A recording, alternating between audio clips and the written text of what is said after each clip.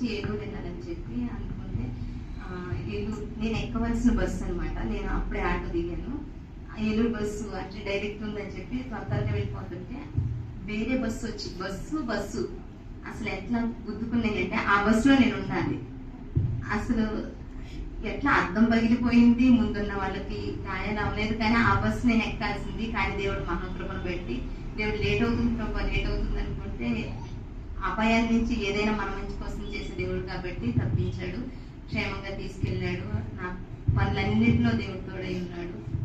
ఎన్నో రోజులు బట్టి పాస్బుక్ కోసం అప్లై చేయాలనుకున్నా 2 years అయిపోయింది.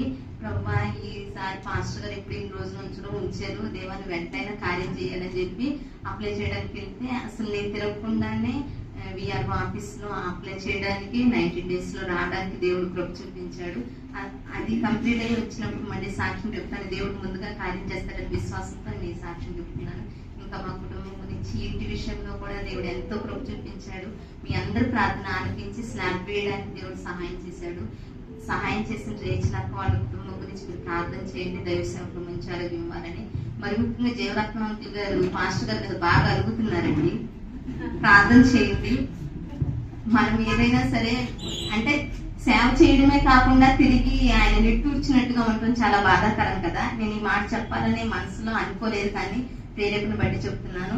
దైవ సేవకుల మీద ఆగకుండా ఉండాలని, ఆయన అనుభవంలో చాలా పెద్దవారు కనుక పిల్లగా అంటే చిన్న దైవ సేవకుడుగా ఆయన ప్రేమించాలని దైవపూర్వకంగా ప్రేమపూర్వకంగా ఆయన విజ్ఞప్తి చేసుకుంటున్నాను.